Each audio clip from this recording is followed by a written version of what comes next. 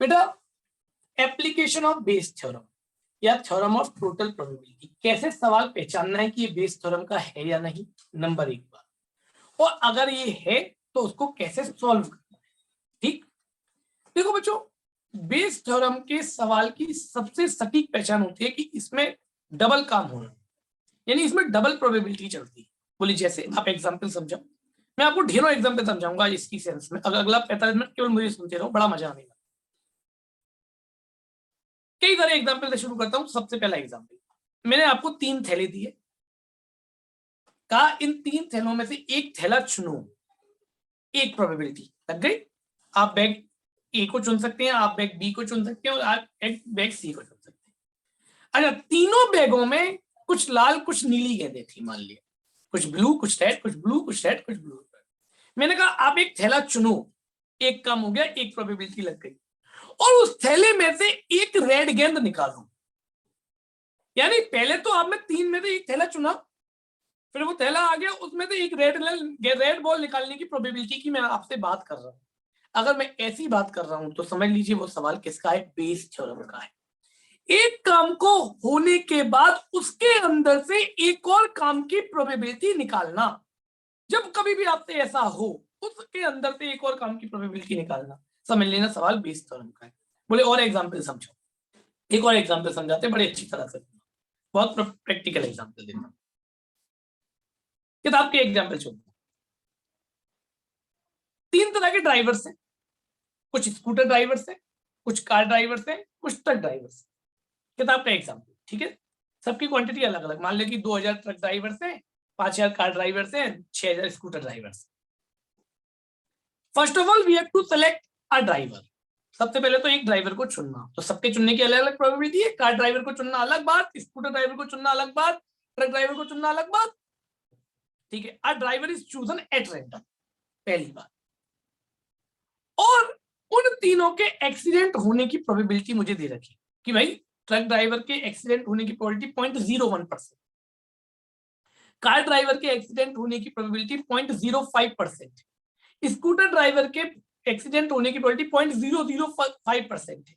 ठीक है, अब मैंने क्या कहा, a driver is chosen at random and he will meet an accident. What is the probability that he will meet an accident? तो मैंने आपसे क्या कहा, पहले तो एक ड्राइवर चुनो, एक काम, फिर वो जो ड्राइवर चल लिया उसके एक्सीडेंट होने की प्रोबेबिलिटी की बात करो। यानी एक काम के अंदर से एक और काम पर मैंने चर्चा करी। तो समझ लीजिए जब डबल काम चल रहा हो, एक काम के अंदर से एक और काम की चर्चा हमसे कोई करे, तो पक्का मानिए कि वो सवाल किसका है, बेस थ्योरम का है। बोले भैया और एग्जांपल, बढ़िया, बिल्कुल एक एग्जांपल देते हैं, बहुत अच्छी तरह से। एक कंपनी है, एक कंपनी 2 तरह के प्रोडक्ट बनाती है, ए और बी। ए प्रोडक्ट को बनाने के चांसेस 60% के हैं और बी प्रोडक्ट को बनाने के चांसेस 40%। ठीक, और उन 40 और 60% जो कंपनी ने ए और बी प्रोडक्ट बनाए हैं, ए के डिफेक्ट होने के चांसेस 5% के हैं और बी के डिफेक्टिव होने के चांसेस 4% के। ये मैंने लिख दिया। अब सवाल की लैंग्वेज पढ़ रहा हूं। अब company produce 2 types of items A and B. Company produced 60% of item A and 40% of item B. A product is chosen at random. A product is chosen at random. I repeat, a product is chosen at random. एक product अचानक से चुना जाता है। What is the probability that it will be defective? इस बात की probability बताओ कि वो डिफेक्टिव हो। देखिए साहब, डबल काम लगा। पहले तो एक प्रोडक्ट चुना, या तो 60% या 40% उसके चुनने की प्रोबेबिलिटी, फिर उस प्रोबेबिलिटी के अंदर से एक और काम किया, डिफेक्टिव है या नहीं। तो जब काम के अंदर, यानी एक काम के अंदर एक और काम की चर्चा हो, तो समझ लीजिए सवाल किसका है, बेस थ्योरम का है। पहली बात, अभी तो और बहुत सारी लैंग्वेजेस आप पढ़ेंगे तो आप और आइडेंटिफाई करेंगे। मेरी बात पहले क्लियर हो गई? जब आपने इतना तय करना सीख लिया कि साहब ये सवाल बेस थ्योरम का है कि नहीं, तो बात आई उसके साथ इस सवाल को और थोड़ा सा क्लासिफाई करने। जो पहला काम हो रहा था, पहला काम से मतलब थैलों को चुना जाना या ड्राइवर्स को चुना जाना या किसी प्रोडक्ट को चुना जाना, ये तो हो गए इंडिविजुअल इवेंट। क्यों हो गए? भैया पहला थैला चुना जाना, दूसरा थैला चुना जाना, तीसरा थैला चुना जाना, तीनों इंडिविजुअल इवेंट है या नहीं? बट कॉमन बात क्या थी? कोई भी थैला चुना जाए उसमें से एक रेड बॉल का निकालना, ये कॉमन बात थी। चाहे आप पहला थैला चुनो, चाहे आप दूसरा थैला चुनो, चाहे आप तीसरा थैला चुनो। तो जो पहला काम हुआ वो तो E1 E2 E3 पार्टीशन, एक सैंपल स्पेस, एक एक्सपेरिमेंट के पार्टीशन हो गए। और जो दूसरा काम हुआ कॉमन बात, वो ए हो गया कि A B an event associate with air, वो सब में हो सकता है, जो मैंने अभी आपको समझाने की कोशिश। तो फर्स्ट ऑफ ऑल आपको बेस थ्योरम के सवाल में से इंडिविजुअल इवेंट यानी पार्टीशन E1 E2 E3 छांटने हैं, जो आपको पहला काम या इंडिविजुअल वर्क ये देता है। और ए छांटना है। ए क्या है? कॉमन, जो सब में कॉमन वर्क यानी सेकंड वर्क इज अ ए। तो जो कॉमन बात है वो हमारा क्या है? ए है। ये दो बातों का आपको विशेष तौर पर ध्यान रखना है। जो लोग E1 E2 E3 और ए छांटना सीख गए 50% सवाल समझ में आ गई। मेरी बात समझ में आ गई? तो कैसे करना है जरा शुरुआत करते हैं कुछ सवालों के साथ, फिर मैं आपको फाइंड आउट की तरफ ले जाऊं। देखो बच्चों, मैं आपको समझाने की कोशिश करता हूँ फिर से एक बार, बड़ी अच्छी तरह से सुनिएगा। आप लोगों के साथ सबके पास एनसीईआरटी होंगी, जल्दी से खोल लीजिए। अब जिनके पास नहीं है बेटा ले आइए जल्दी से एनसीईआरटी, बिना एनसीईआरटी के समझ में नहीं आएगा, पहले बोल रहा हूं।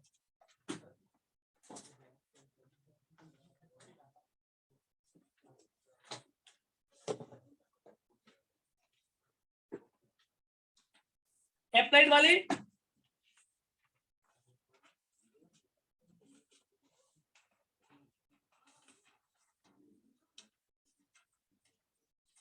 हाँ भाई, जैसे जैसे मैं पढ़ाने की कोशिश करूं वैसे वैसे मेरे साथ साथ जुड़ दो सभी लोग, है ना।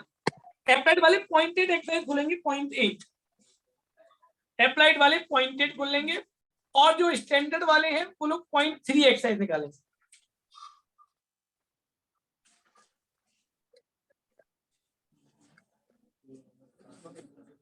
हाँ भाई चलिए, अब जैसे जैसे मैं कहानी को दूं एक मुझे तुम लोग पीछे वाली बातें बंद करके आप कर नहीं पाएंगे। आप लोग क्यों खेल रहा है? मैं नहीं कहना चाहता, फिर भी चाहता हूँ। जब देखो आपकी तरफ से हल्ला ही आता है। चलो भाई, हाँ भाई, क्वेश्चन नंबर सेकंड पढ़ेंगे स्टैंडर्ड, और पहला क्वेश्चन पढ़ेंगे अप्लाइड। अप्लाइड वाली पहला पढ़ेंगे और स्टैंडर्ड वाली सेकंड। बेटा जैसे जैसे मैं पढ़ाऊं मेरे साथ साथ पढ़ना, इस टॉपिक सीखना है, बहुत मजा आने वाला है। ठीक, शुरू कर रहा हूं मैं। A bag contains 4 red and 4 black balls, and another bag contains 2 red and 6 black balls. One of the two bags is selected at random. दो बैगों में से एक बैग को अचानक सेलेक्ट किया जाता है, and a ball is drawn from it, और इसमें से एक गेंद निकाली जाती है, and it's found to be a red, और ये रेड पाई जाती है। What is the probability that the ball is drawn from the first bag? मैं फाइंड आउट की तरफ जाऊंगा बाद में, पहले सवाल को, सिचुएशन को समझता हूं। क्यों जी? दो थैले थे, पहले थैले के अंदर रेड बॉल 4 और ब्लैक बॉल भी 4, दूसरे थैले के अंदर रेड बॉल 2 और ब्लैक बॉल 6। ये दे रखे, सुनो ध्यान, आता तक क्लियर। बेस थ्योरम का सवाल 3 स्टेप में होता है, 3 स्टेप। पहला स्टेप सबसे पहले E1 E2 E3 और ए छांटना, यानी इंडिविजुअल, जरूरी नहीं E1 E2 E3 मिले, हो सकता है 2 ही हो, जैसे यहाँ 2 थैले हैं, या हो सकता है 4 भी हो, 4 थैले हो जाए। तो E1 E2 और ए छांटना, करेक्ट बात, पहला स्टेप। दूसरा step PE1 PE2 PE1 Sachin audio of बेटा, A/E2 ये दिखाना। चलिए साहब, अब मुझे बड़े ध्यान से सुनना, 2-3 सवाल दिख जाएंगे तो मजा आएगा समझ। E1 E2 पहला काम क्या था? बैगों को चुनना। तो टू चूज बैग 1, या तो मैं पहले थैले को चुन सकता हूं, क्या भाई, और टू चूज बैग 2, या मैं दूसरे थैले को चुन सकता हूं। क्यों साहब, मेरे आगे ये 2 कंडीशंस तो हैं, या तो मैं पहले थैले को चुन सकता हूं बच्चों, या मैं दूसरे थैले को चुन सकता हूं। किसी ने मुझे E1 E2 दे दिया, क्योंकि ये अनिश्चित है, अनसर्टेन है कि मैं किसी भी बैग को चुन सकता हूं।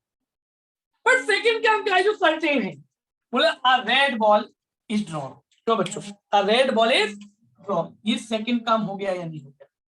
अ रेड बॉल इज ड्रॉन। मेरी बात को फिर से एक बार समझेंगे ध्यान से। इवन इंटू कौन देगा? पहला काम जो अनसर्टेन है कि ये भी हो सकता है, ये भी हो सकता है, ये भी हो सकता है, तो वो तो इवन इंटू E3 हो गया। बट जो सेकंड वर्क है वो फिक्स है कि था थैली से रेड गेंद का निकाले जाना, वो ए है, कॉमन इवेंट। क्यों लावण्या? लावण्या आप मेरी बात को समझ।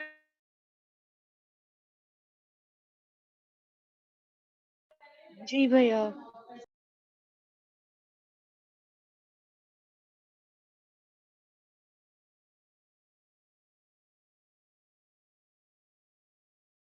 प्रोबेबिलिटी वर्डों से मिलेंगी, फॉर्मूलों से नहीं, मैं पहले ही कह देता हूं। अब P(E1) इस वर्ड का मतलब निकालिए। P(E1) वर्ड का मतलब निकालिए। P मतलब प्रोबेबिलिटी, E1 मतलब बैग 1 को चुनने की। क्यों भाई? P(E1) का मतलब ये हो गया बैग 1 को बोल के आदत डालिए, क्योंकि ये फॉर्मूले से नहीं मिलेंगे कंडीशनल के, ये बोलने से मिलेंगे कि मुझे क्या चाहिए। P(E1) का मतलब पहले थैले को चुने जाने की प्रोबेबिलिटी। क्यों था? बिल्कुल क्लियर विजन है। P(E1) वर्ड का मतलब प्रोबेबिलिटी ऑफ चूजन बैग 1, पहले थैले को। हाँ भाई, दो थैलों में से एक थैले को चुना जाना। बोले साहब 1/2 करेक्ट था? 1/2 सर। बिल्कुल क्लियर। अब Pe2 वर्ड पर चर्चा शुरू कर रहा हूँ। Pe2 पहले वर्ड का मतलब, आंसर तो सबको मिल जाएगा, मैं कह रहा हूँ वर्ड का मतलब निकालना सीख। Pe2 का मतलब सर वेग 2 में जाने की प्रोबेबिलिटी। सेलेक्ट करने की प्रोबेबिलिटी, वेग 2 को सेलेक्ट करने की, ये मतलब यहां से निकालो बैग 2 को सेलेक्ट करने की प्रोबेबिलिटी। हाँ भाई, दो में से कितनी बैग 2 को सेलेक्ट करने की प्रोबेबिलिटी? बोले वो भी बन गई।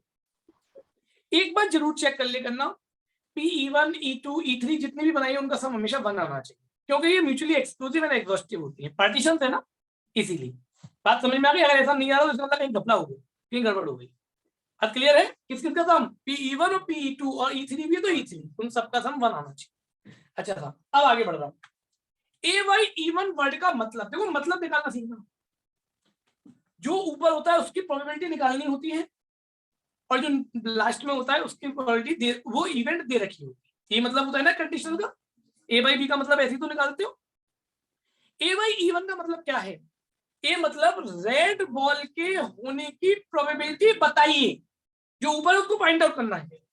रेड बॉल के होने की प्रोबेबिलिटी बताइए यदि E1 दिया हो, यानी बैग 1 दिया हो, बैग 1 दिया हो तो रेड बॉल के निकलने की क्या प्रोबेबिलिटी होगी। क्या ये A/E1 वर्ड का मतलब है? बच्चों ये सीखिए जो मैं बोल रहा हूं, आंसर मत देखिए, जो मैं बोल रहा हूं वो देखिए। A/E1 का मतलब कैसे निकाला? रेड बॉल, ए मतलब रेड बॉल माना है, रेड बॉल के निकलने की क्या प्रोबेबिलिटी होगी यदि E1 दिया हो, यानी बैग 1 दिया हो। हाँ था, बैग 1 दिया है तो रेड बॉल के निकलने की प्रोबेबिलिटी क्या 4/8 हो गई? क्या 4 पेपर में टोटल में 8, 4/8 तो मेरी दम। ठीक है था, मतलब से निकालिए। देखिए कहीं कोई इंटरसेक्शन वाला फॉर्मूला नहीं लगा, कहीं कोई अपॉन में P(E1) नहीं आया, मतलब से निकली है, वर्डों के मतलब से। और पूरे चैप्टर में वर्डों के मतलब से ही निकलेगी प्रोबेबिलिटी, कोई फॉर्मूला नहीं चलेगा। ध्यान से सुनिए। अब A/E2 का मतलब क्या? A/E2 का मतलब क्या? रेड बॉल के निकलने की क्या प्रोबेबिलिटी होगी अगर बैग 2 लिया तो। बैग 2 दिया हो। क्या होता? बैग 2 दिया है, रेड बॉल निकालनी है साहब 2 भाई। देखो कितना शानदार तरीके से प्रोबेबिलिटी निकल कर आ रही है। अगर आपको ये चीज समझ में आ गई तो चैप्टर समझ में आ गया।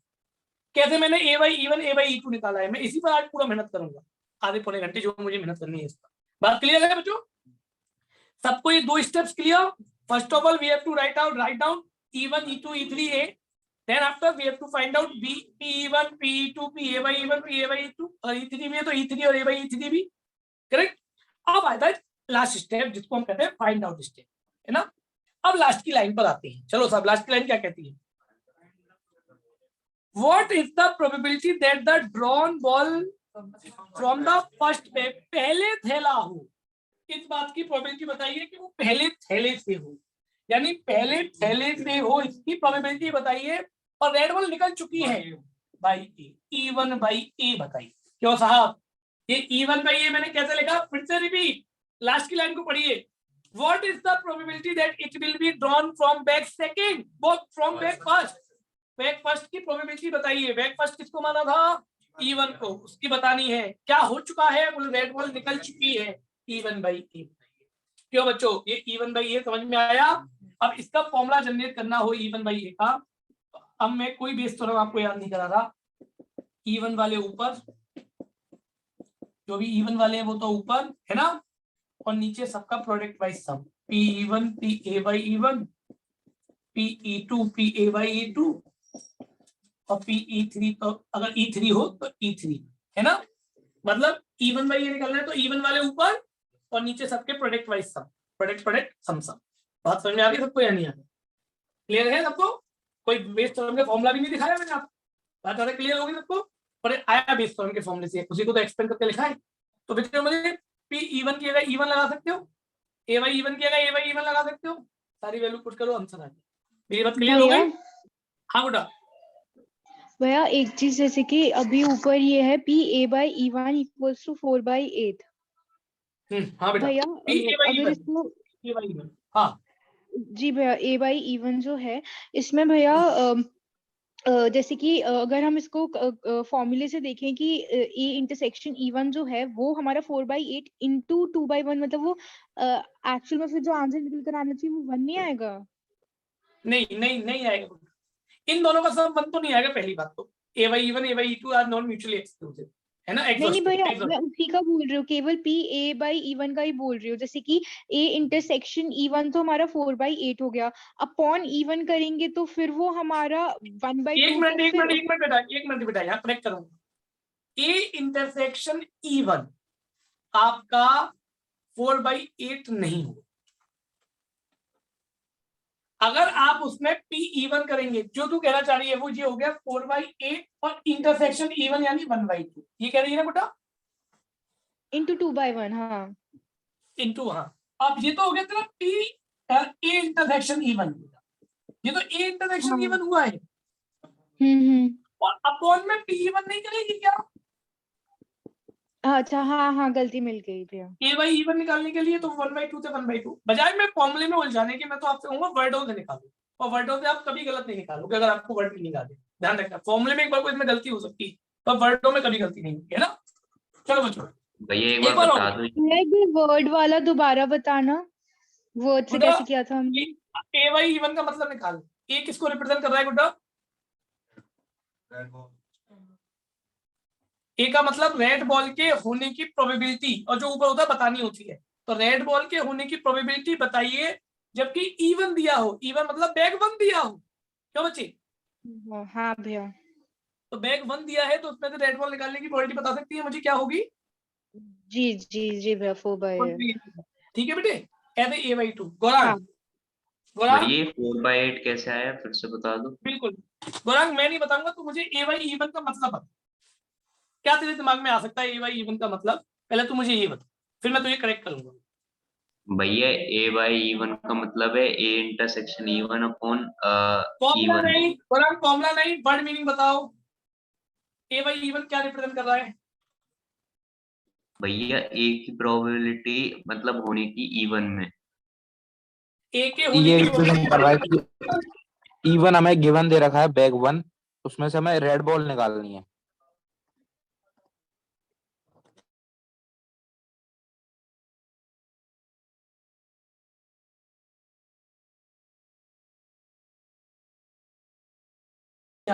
ए किसको रिप्रेजेंट कर रहा है गौरांग? ए का रिप्रेजेंटेशन कौन? भैया रेड बॉल। Red ball. तो रेड बॉल भैया के अटक होने रही की थी बस। रेड बॉल के होने की प्रोबेबिलिटी बताओ जबकि बैग 1 दिया हो। इसका मतलब यही हुआ कि नहीं हुआ बेटा? हाँ तो बैग 1 अगर मैंने दे दिया उसमें से रेड बॉल की प्रोबेबिलिटी पूछो तो मुझे क्या बताओगे हाँ बेटा? भैया अब आ गया। ठीक है ठीक। तो इस वर्ड का मीनिंग जिसने निकालना नहीं सीखा, केवल अंतर रखना सीखा, वो एक सवाल तो कर पाएगा पर आगे नहीं कर पाएगा। इन वर्डों के मीनिंग निकालने के टेक्निक सीखिए कि मैं कैसे मीनिंग निकालूं। बात सबको समझ में आ रही है? टेक्निक, ऊपर वाली इवेंट की प्रोबेबिलिटी निकालता हूं जबकि नीचे वाली इवेंट दे रखी हो, और मैं उनको ढूंढता हूं कि वो कौन कौन सी इवेंट। चलो एक सवाल और अभी करते हैं, रुकिएगा। सभी लोग क्वेश्चन नंबर 3 पढ़ेंगे, चाहे अप्लाइड वाले हो चाहे स्टैंडर्ड वाले, 0.8 में से 3 पढ़ेंगे। अप्लाइड वाले हो चाहे स्टैंडर्ड वाले, 0.8 में से 3 पढ़ेंगे सभी।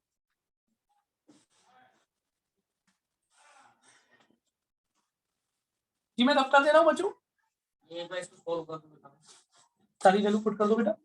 E1 की वैल्यू 1/2 थी, 1/2 into 4/8 upon 1/2 into 4/8 plus 1/2 into 2/8 है ना। और ये तो निपटा सब में से, 4/8 अपॉन 6/8, 2/3 आ रहा है, 2/3 आ रहा है। हाँ मैंने थर्ड सवाल छोड़ा था सबके पढ़ने के लिए। पहले तो ये आइडेंटिफाई करो कि बेस थ्योरम का है भी या नहीं।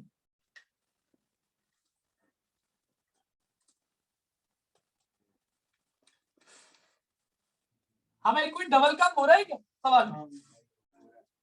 सवाल कह रहा है of the student of a college 60% reside in hostel and 40% are day scholar. मैं स्टैंडर्ड से पढ़ रहा हूँ।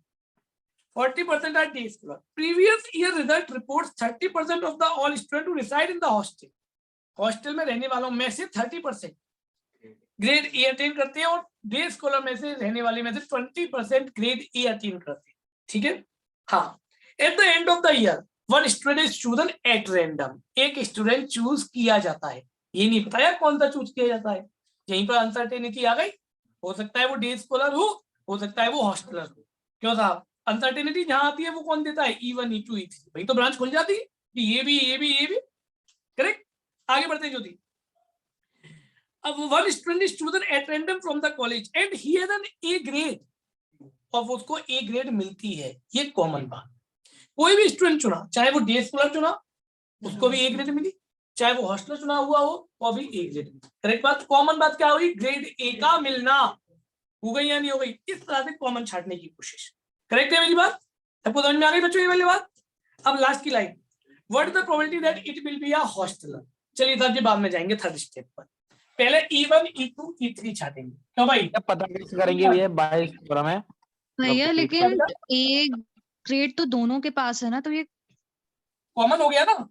ए वही तो होता है कौन दोनों में होता है, जो E1 में भी हो और E2 में भी हो वही तो ए है बेटा। यस ये आइडेंटिफाई कैसे करेंगे 22 थ्योरम का कुछ हुआ है मैंने क्वेश्चन। अभी भी बताया था सचिन, जब एक काम को होने के बाद उसके अंदर से दूसरा काम चुनना हो। यहाँ पहले हमने एक स्टूडेंट चुना, इसकी प्रोबेबिलिटी लगी बेटा कि वो डे स्कॉलर या हॉस्टलर हो सकता है, और उनके अंदर से फिर हमने ग्रेड ए को अटेन करने वाले स्टूडेंट चुने। तो जब डबल काम हो, एक काम के अंदर एक और काम हो, तो ऐसे केस में सवाल किसका होता है? Bayes theorem. ठीक है सचिन? ओके भैया, थैंक यू भैया। हाँ ओके भैया। तो मैं बात कर रहा था E1 E2 और ए की। E1 हो गया student is the day scholar, day scholar क्यों बच्चों, और E2 हो गया स्टूडेंट इज हॉस्टल। हो गया या नहीं? स्टूडेंट डे स्कॉलर भी हो सकता है, यही लिख दूं, to choose a student, to choose a day scholar, to choose a hosteller. और ए क्या है? He attains grade A. क्यों बच्चों? पहले ये छाटना जरूर आना चाहिए, ये नहीं छाटना आया तो बड़ी समस्या खड़ी हो जाएगी। केवल फॉर्मूला रखने भी काम नहीं चलेगा। मैंने कहा देखो एप्लीकेशन कितनी अलग है और इसका फॉर्मूला प्रूफ बिल्कुल अलग था। अब आई साहब स्टेप नंबर दूसरी बात, PE1 PE2 PA/E1 और PA/, हमेशा ध्यान रखिए पेपर में ये तीनों स्टेप ही लिखने। बहुत सारे बच्चे इनको खाने की कोशिश करेंगे, स्मार्ट में दिखाएंगे, सीधा ये लिखेंगे और गलती होगी 100%। हाँ भाई PE1 भैया। अब चले वर्डों के मीनिंग निकालें। चलो एक एक करके शुरू करता हूँ। क्लास में उम्मीद करूंगा कुछ बच्चे मेरी मदद करने शुरू करेंगे। भैया हाँ वो क्लास में ज्वाइन कर लेते, दूसरे डिवाइस कर से लिया कनेक्ट। बात, कर लिया बात कर लिया, मैंने देख लिया। चलो साहब अब मैं शुरू करूंगा। जिसने मुझसे पूछा था गौरांग PE1 का मतलब समझा? भैया जो स्टूडेंट्स हैं डे स्कॉलर में, डे स्कॉलर के स्टूडेंट के चूज होने की प्रोबेबिलिटी, पी लग गया मतलब प्रोबेबिलिटी किसकी? डे स्कॉलर की। हाँ साहब डे स्कॉलर कितनी है ढूंढना, ये 40%। भाई 40%। हाँ, एप्लाइड वालों में कुछ और है तो सही कर लेना। चल तुम्हारे में भी यही है। हाँ भाई, क्या था बात क्लियर? ठीक। अब आती है PE2 की बारी। चलो साहब, आकाश सोलंकी। आकाश, मेरी आवाज आ रही है? आकाश, जी भैया। आकाश मुझे PE2 का मतलब समझना है बेटा। PE2 का मतलब क्या है आकाश? कितने स्टूडेंट हॉस्टलर्स हैं भैया? हाँ, कितने स्टूडेंट हॉस्टलर्स हैं? मतलब हॉस्टलर के होने की प्रोबेबिलिटी। P का मतलब प्रोबेबिलिटी। P है तो प्रोबेबिलिटी जरूर बोलो। हॉस्टलर के होने की प्रोबेबिलिटी कितने परसेंट है? परसेंटेज हमेशा प्रोबेबिलिटी को रिप्रेजेंट करता है। तो ये तो अपॉन में होगी। हाँ भाई, यहाँ तक कहानी समझ में आ गई। अब आई फिर से एक और कहानी। PA/E1 का मतलब है। चलो भाई, विदा में A/E1 का मतलब क्लास को समझाओ। भैया जो हम स्टूडेंट चूज कर रहे हैं वो A ग्रेड वाला होना चाहिए और वो डे स्कॉलर का। यानी A ग्रेड आने की प्रोबेबिलिटी क्या होगी अगर यदि एक डे स्कॉलर हो या डे स्कॉलर दिया गया। डे स्कॉलर के ग्रेड A अटेन करने की प्रोबेबिलिटी जो ऊपर है उसकी प्रोबेबिलिटी निकालनी है, और जो नीचे दिया है उसकी प्रोबेबिलिटी, वो कंडीशन गिवन है। तो डे स्कॉलर में से ग्रेड A अटेन करने की प्रोबेबिलिटी ढूंढो तो कितनी है? 20%। परसेंटेज अपने आप में प्रोबेबिलिटी अपन में अपने लगाएंगे, बात फर्क पड़ेगी। 20/100 प्रोबेबिलिटी के लिए आपको इंटू करने की जरूरत नहीं है अगर परसेंटेज में है, क्योंकि अपॉन में उतना ही करेंगे तो बराबर हो जाता। तो 20/100। बात आता क्लियर? सबको समझ में आ गई मेरी कहानी? 40/100 क्यों नहीं दी? 40 तो डे स्कॉलर की है ना। डे स्कॉलर होने की वर्ल्ड ग्रेड अटेन करने की वर्ल्ड थोड़ी ना है। A ग्रेड भी तो दे रहा है। ग्रेड, हाँ बेटा केशव, हाँ बोलो। Yes sir. Excuse me sir. 20% of 40 upon total में तो 40% ही लिखोगे। Favourable 20% of 40। अब इसको यहाँ सॉल्व करके देखना। मैंने कहा ना प्रोबेबिलिटी परसेंटेज में दी गई हो तो फिर टेंशन लेने की जरूरत नहीं है, क्योंकि अपॉन में भी तो टोटल वही लगाओगे जितने का निकाल रहे हो, तो कट के बराबर हो जाए। इसलिए जो ज्यादा ऐसे मत पूछे इसको क्या 20% तो 40 का निकालना चाहिए था, भैया ने क्यों नहीं निकाला, वो प्रोबेबिलिटी अपने आप ही पहले से सेट है। हाँ, अगर नंबर ऑफ कैंडिडेट चाहिए होते, नंबर ऑफ कैंडिडेट्स चाहिए होते बजाय प्रोबेबिलिटी के, तो मैं 20% ऑफ 40 निकालता कि 8% बच्चे हो गए। बात समझ में आ गई? चलिए साहब, काम शुरू करेंगे आगे। A/E2 का मतलब, A/E2 का मतलब जानना चाहूंगा फिर से एक बार एक बच्चे के साथ। A/E2 का क्या मतलब है? चलो बताओ देवांश अग्रवाल। देवांश, A/E2 का क्या मतलब है? भैया कि जो स्टूडेंट ने ए ग्रेड पाया हो उसकी प्रोबेबिलिटी वो हॉस्टल से चुना गया हो। हॉस्टलर से लिया गया हो, यानी हॉस्टलर के ग्रेड A लाने की प्रोबेबिलिटी।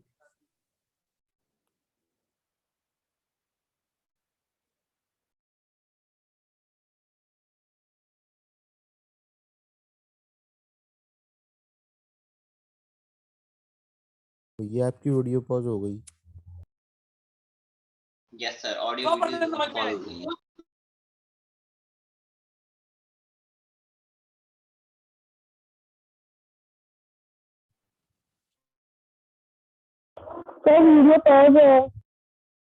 अब कहानी को थोड़ा सा, अब लास्ट की लाइन को पढ़ती है। जतिन क्या कहा है लास्ट की लाइन?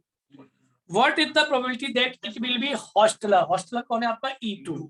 E2 को हॉस्टलर और पहली जिसका ग्रेड ए अटेन हो चुकी है E2/A निकाल दीजिए। क्या भाई E2/A का फॉर्मूला तैयार करना आता है सबको? भैया एक बार E2/A का रिपीट फॉर्मूला कर कैसे दीजिए। तैयार करेंगे? क्या भाई बेटा, E2 वाले ऊपर और नीचे तो प्रोडक्ट वाइज सम है ना, सबका प्रोडक्ट करते हुए सम। E1 के साथ A/E1, E2 के साथ A/E2, E2। और अगर E3 भी होता तो E3 भी लिखते, नहीं है तो नहीं लिखते। मैं समझता हूँ सबको थोड़ी थोड़ी चीजें समझ में आ रही हैं। चलिए एक और सवाल पढ़ाते हैं फिर से एक बार, ये सवाल अब आपको खुद करना है।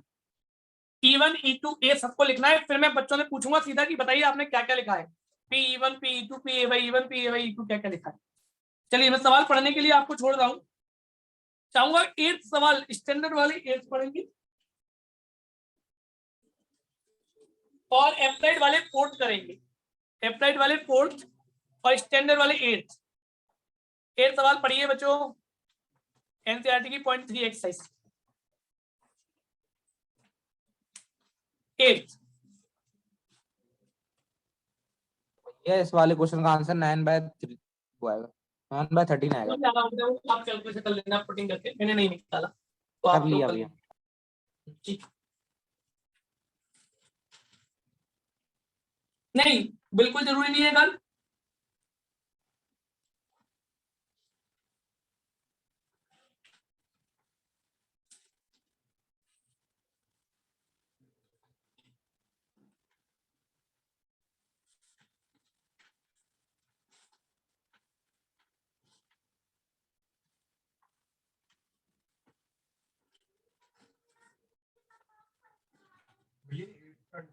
एट्थ स्टैंडर्ड वालों को, एप्लाइड वालों को 4th।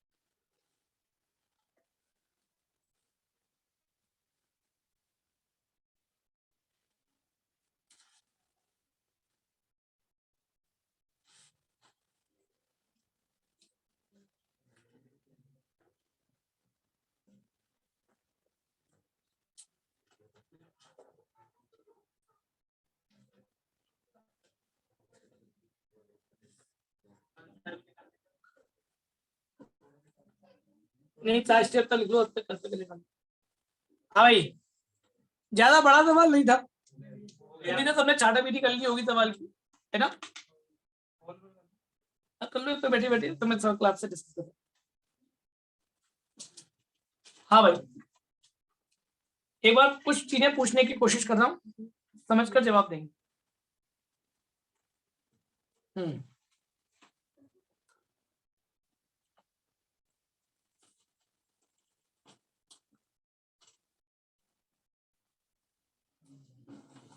चलो,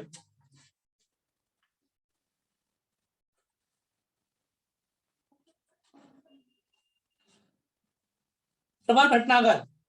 भटनागर मेरी आवाज आ रही है? हाँ भैया आ रही है। भटनागर मुझे इस सवाल में E1, E2 और A बोलना है, स्टेटमेंट में क्या होंगे E1, E2 और A? भैया हम E1 मान सकते हैं आइटम्स को जो मशीन A बना रही है।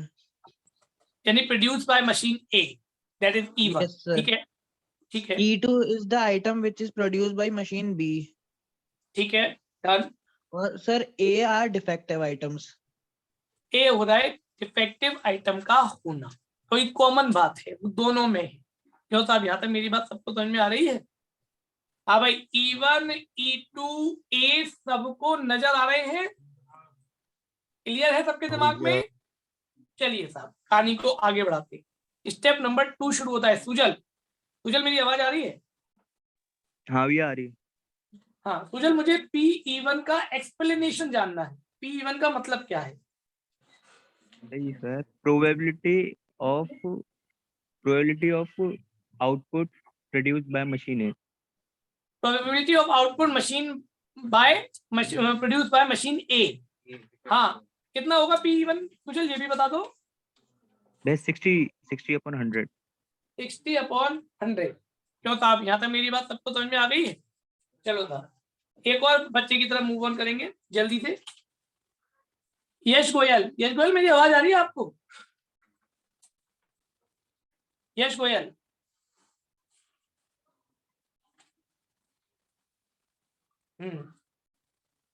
मोहित शर्मा, मोहित,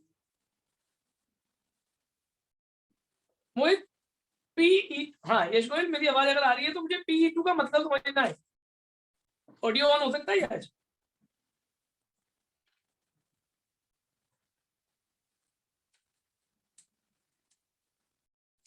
हम्म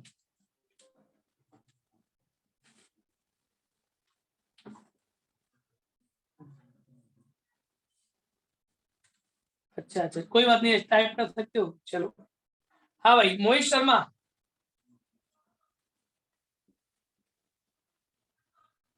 चलो बेटा, लेस देन 1 मिनट है, जल्दी से सवाल को पूरा करेंगे। तो चलो, P(E2) का मतलब क्या होता है प्रियांशी? मशीन बी कितना होगा बेटा? P(E2) 40%, ठीक है। PA/E1 का मतलब माधव? वो मतलब डिफेक्टिव तो हो ही हो और इवन में से लिया हो। डिफेक्टिव होने की प्रोबेबिलिटी जबकि वो E1 से लिया गया हो, कितनी है? PA/E1 2%। 2%, 2/100। जैसे PA/E2 का मतलब डिफेक्टिव भी हो और E2 में से लिया। डिफेक्टिव हो और E2 से लिया गया हो, यानी PA/E2 का तो क्या है प्रोबेबिलिटी डिफेक्टिव? 1%। 1/100। सारी बातें हो गई। लास्ट की लाइन निकालना क्या है इसमें? मशीन E2 बी by से, A। तो E2/A निकालना है। जो लोग अभी आंसर निकालने की सोच रहे हैं ना, उनको अगला सवाल नहीं आने, क्योंकि रीजन पी पहले ये फाइंड आउट